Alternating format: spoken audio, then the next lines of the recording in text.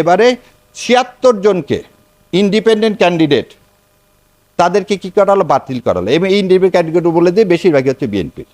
আপনি 1% কেন রাখলেন ইন্ডিপেন্ডেন্ট ভোটারের ক্ষেত্রে? এই 1% আসলো কোথায় থেকে? এই ৭২ সালে শেখ সাহেবের করা, এই ৭২-এর তো আমরা মানি না, এটা তো হাদির মৃত্যুর পর আমরা ছুঁড়ে ফেলে দিলাম। তুমি স্বৈরাচার ফ্যাসিবাদের যে ডকুমেন্ট তার আন্ডারে আমাকে আবার ভোট করতে বলতেছো? আমি এটাকে মেনে নিয়ে যাবো? তাহলে আমার হাদিকে অস্বীকার করো না যে তুমি এক কলমের খোঁচায় 1% কি অমিট করতে পারতে না? না, তুমি করো নি, কারণ তোর উদ্দেশ্য খারাপ। কি উদ্দেশ্য খারাপ? ওই জন্য বললাম। এবারে ৭৬ জনকে ইন্ডিপেন্ডেন্ট ক্যান্ডিডেট তাদেরকে কি করা হলো, বাতিল করা হলো। এবং ইন্ডিপেন্ডেন্ট ক্যান্ডিডেট বলে দিয়ে বেশিরভাগই হচ্ছে বিএনপির। তার মানে আমি দলের বাইরে যে স্ট্যান্ডিং নিব যে আমি একটা সৎ মানুষ, দল আমাকে দেয়নি, দল টাকা আল্লাহ লোককে দিচ্ছে, আমি বিএনপিকে হাট করে বলতেছি না, জামাতেরও অনেকে আছে, বলে দিচ্ছি যে আমি আমার দলকে মধ্যে নাই, আমি ভারতের আধিপত্যবাদের বিরুদ্ধে আমি ইলেকশন করব। তাহলে আমাকে এই যে 1% নিয়ে আসতে হবে। মানে কি 1%? এই লোকগুলো সবাই জেনে গেল এই লোকগুলো আমাকে ভোট দিবে। আমরা ভোট কি বলতেছি, গোপনে দিতে হবে না ব্যালট?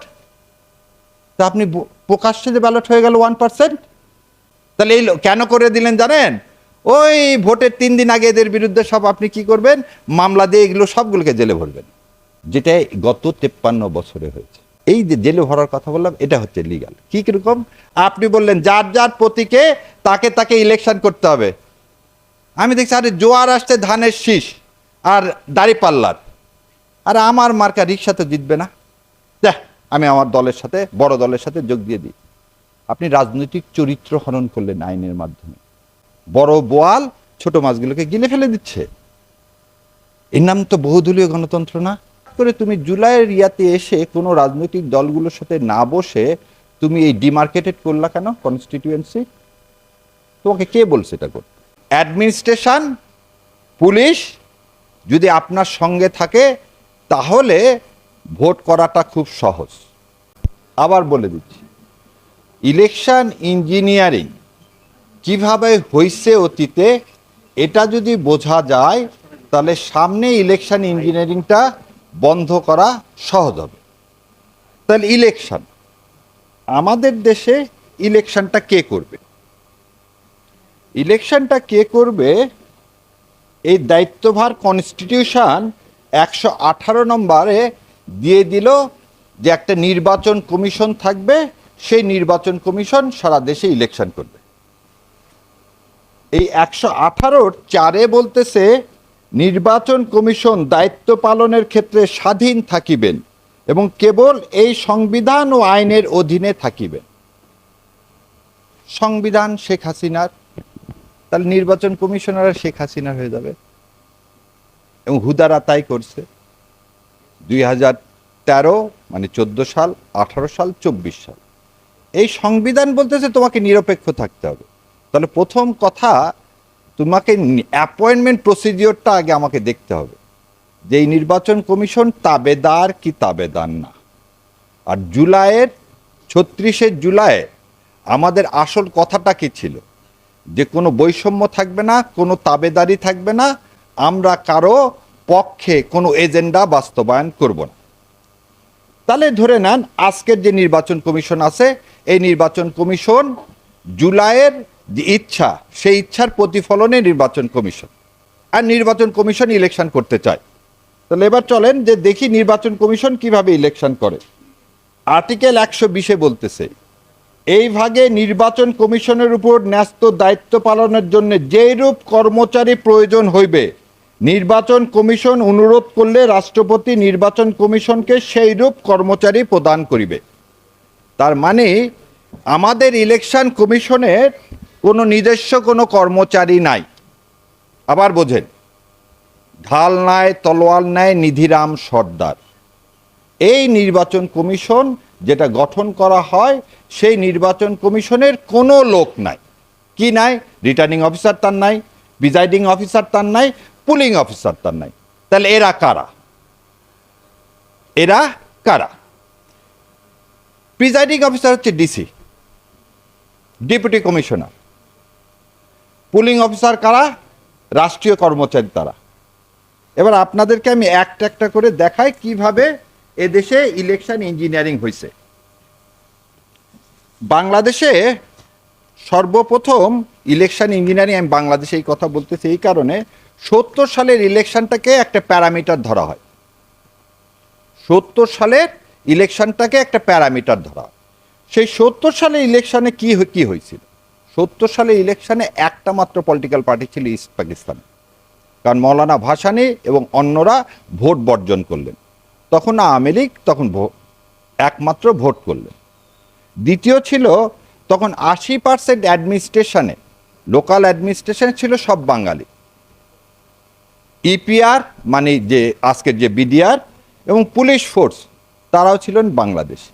সেই জন্য কিন্তু 25 তারিখে ইপিআর এবং এই পুলিশ হেডকোয়ার্টারে কিন্তু পাকিস্তান সেনাবাহিনী আক্রমণ করেছিল, কারণ ওখানে ছিল বাঙালি।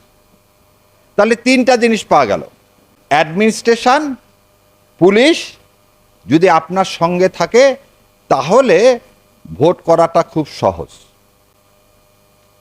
এবার একটা প্র্যাকটিক্যাল আপনাদেরকে একটা দিই, একটা গল্প শুনাই।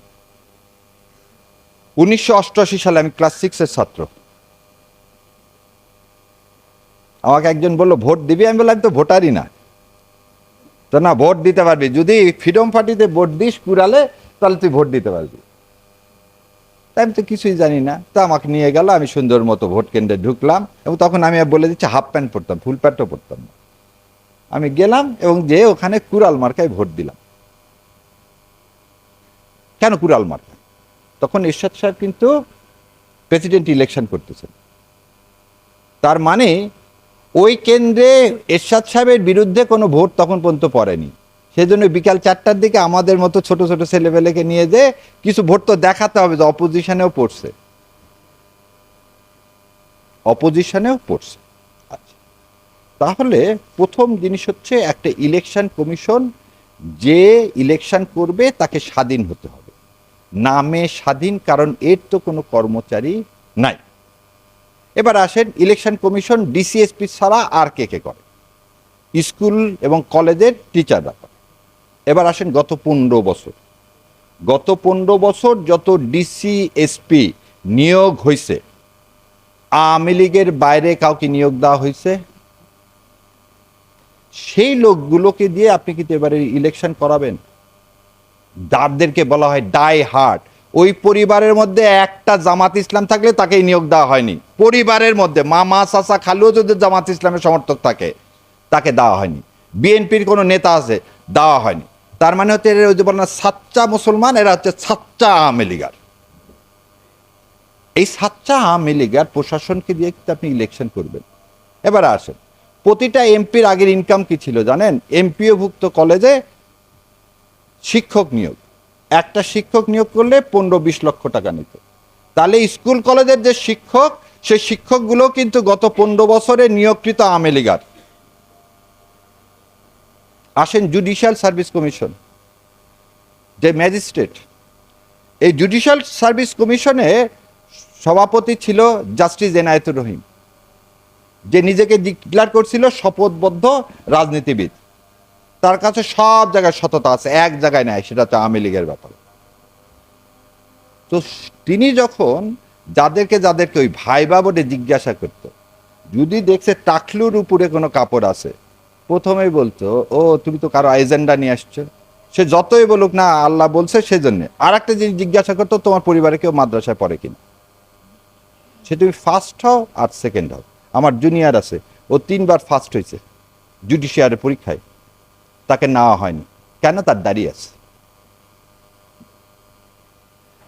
সো এই জুডিশিয়ারিতে যারা আছে তাদেরকে নিয়ে এখন কি জন্য এই কথাটা বললাম দেখেন।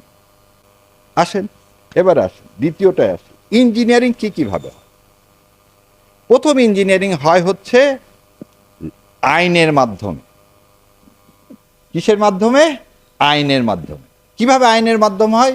এটাকে বলা হয় যে এই যে নির্বাচনী এলাকা থাকে না, নির্বাচনী এলাকাতে কোন গ্রামের লোক কোন পার্টিকে বেশি ভোট দেয় এটা কিন্তু আমার জানা আছে।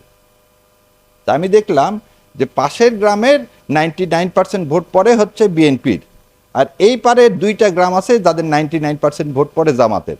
অথবা এক কাজ করে, এখান থেকে একটা গ্রাম কেটে ওই পাশেরটার সাথে জোড়া দিয়ে দিই, তাহলে কি হয়ে যাবে, এখানে আর 99% হবে না, এখানে তো 45% হয়ে গেল। এই ইলেকশন কমিশন এই কাজটাও করলো, গাজীপুরে করছে, ফরিদপুরে করছে, বাগেরহাটে করছে। হঠাৎ করে তুমি জুলাইয়ের ইয়াতে এসে কোনো রাজনৈতিক দলগুলোর সাথে না বসে তুমি এই ডিমার্কেটেড করলা কেন কনস্টিটিউয়েন্সি? তোমাকে কে বলছে এটা করতে? আরেকটা জিনিস বললে আমি কি ভয় পাচ্ছি না, আমি বলতেছি এইগুলো জিনিস আমাদেরকে ফেস করে, আমার ভাই যেটা বললো যে ডাকসু আর ন্যাশনাল ইলেকশনের মধ্যে কি পার্থক্য, সেইগুলো একটা একটা করে দেখাচ্ছি। তাহলে আইনের মাধ্যমে আপনি এটা করলেন। আইনের মাধ্যমে আর একটা কি করা যায়, ভোটার রেজিস্ট্রেশন। আজকে ভোটার রেজিস্ট্রেশন নতুন করে ভোটার হালনাগাদ করা হয়েছে, খুব ভালো কথা। আপনি 1% কেন রাখলেন ইন্ডিপেন্ডেন্ট ভোটারের ক্ষেত্রে? 1% কেন রাখলেন? ভোট দেওয়াটা তো সাংবিধানিক অধিকার, সংবিধানে বলা আছে যে কেউ আপনি দাঁড়াতে পারবেন। এই 1% আসলো কোথায় থেকে? 1% আসলো, এই তুগলুকিটা আসলো এই 72 সালে শেখ সাহেবের করা। এই 72-এর তো আমরা মানি না, এটা তো হাদির মৃত্যুর পর আমরা ছুঁড়ে ফেলে দিলাম। তুমি স্বৈরাচার ফ্যাসিবাদের যে ডকুমেন্ট, তার আন্ডারে আমাকে আবার ভোট করতে বলতেছো? আমি এটাকে মেনে নিয়ে যাবো? তাহলে আমার হাতিকে অস্বীকার করো না? তুমি এক কলমের খোঁচায় 1% কি অমিট করতে পারতে না? না, তুমি করো নি, কারণ তোর উদ্দেশ্য খারাপ। কি উদ্দেশ্য খারাপ? ওই জন্য বললাম। এবারে 76 জনকে ইন্ডিপেন্ডেন্ট ক্যান্ডিডেট, তাদেরকে কি করা হলো, বাতিল করা হলো। এবং ইন্ডিপেন্ডেন্ট ক্যান্ডিডেট বলে দিয়ে বেশিরভাগই হচ্ছে বিএনপির।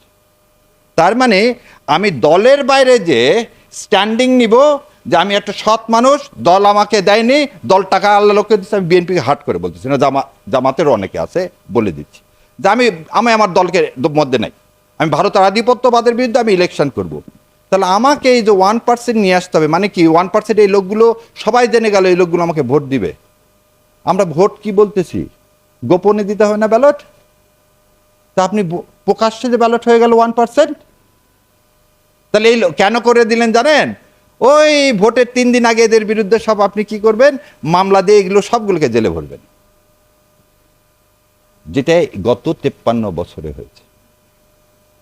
এই যে জেলে ভরার কথা বললাম, এটা হচ্ছে লিগাল। কি কিরকম?